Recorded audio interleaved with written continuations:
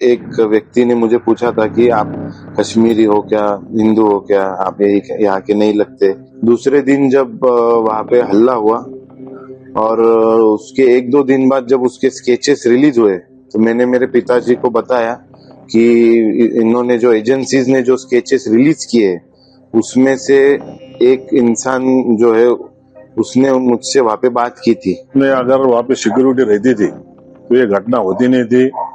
इतने लोग जो वहाँ पे मर गए वो नहीं मरते थे। जिस दिन मैं ऊपर मतलब 21 तारीख को अब मैं घोड़ा लेके ऊपर गया था और मैगी के स्टॉल पे जब मैं रुका था तो मुझे कुछ लोगों ने, वहाँ पे 3-4 लोग आए थे, 5-6 लोग, उसमें से एक व्यक्ति ने मुझे पूछा था कि आप कश्मीरी हो क्या, हिंदू हो क्या, आप यही यहाँ के नहीं लगते।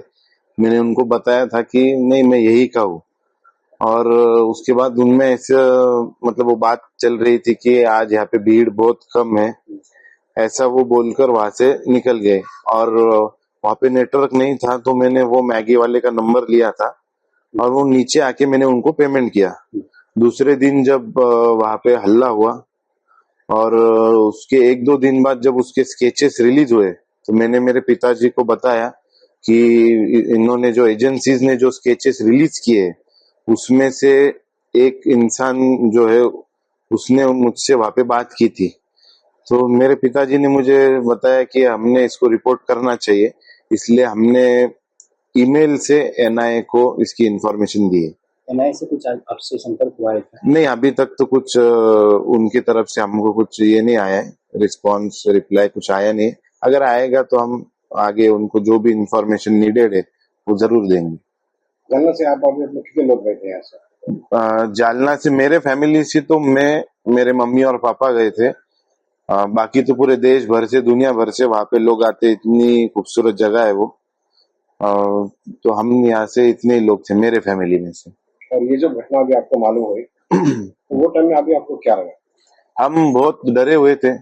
हम और पूरे विविध अलग अलग स्टेट से जितने भी लोग थे हमारे होटल में, हम कोई रूम से बाहर तक नहीं निकला क्योंकि इतने हैवी सिक्योरिटी में ऐसी वहां पे घटना होना मतलब ये हमारे लिए बहुत शॉकिंग था।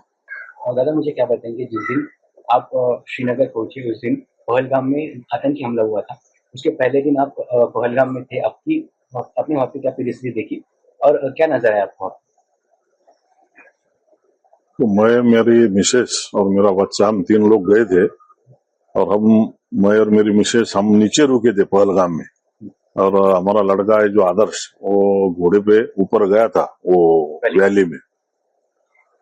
तो उसने आने के बाद में जो हमको बताया कि वहाँ पे गार्ड वगैरह कुछ भी नहीं थे, ना आर्मी के लोग थे, ना पुलिस के थे, ना कुछ थे। मुझे ऐसा लगता है कि अपने अगर वहाँ पे सिक्योरिटी रहती थी तो ये घटना होती नहीं थी। इतने लोग जो वहाँ पे मर गए वो नहीं मरते थे। तो मेरी सरकार से गुजारिश है कि उन्होंने ध्यान रख के सुरक्षा व्यवस्था और कड़क करना चाहिए। वहाँ पे जहाँ जहाँ टूरिस्ट लोग जाते हैं वहाँ पे सुरक्षा व्यवस्था देनी चाहिए। ये घटना होने के बाद आपके लड़के ने उस आतंकवादी को पहचाना था, तो आपने आपका कर्तव्य समझकर एनआईए को जो आपने बताया है, क्या सोचते हैं आप कि उसके ऊपर क्या अमल? अभी वो जो दूसरे तीसरे दिन जो स्केच आए थे उनके टेररिस्ट के, तो मेरे बच्चे ने वो देख के मुझे बताया कि पापा इसमें का एक था जो उसने मेरे से वहां पे बात किया था। तो मैं बोला बेटा अपना भी कर्तव्य है, कुछ अपन उनको मालूमात देना चाहिए जो अपने को जो मालूम है वो। तो फिर उसने वो ईमेल पे एनआईए को मालूमात वो सब दी थी। आपको जब मालूम हुआ ऐसा हमला वहां पे अरेंज हुआ है तो आपको क्या लगा, क्योंकि एक दिन पहले आप वहीं पे थे? बहुत बुरा लगा और हम तो बच गए समझो हमारे माँ बाप के आशीर्वाद से। मगर जो लोग गए उनके बारे में बहुत सोच के दुख लगता है और ऐसा लगता है कि ऐसी घटना नहीं होनी चाहिए।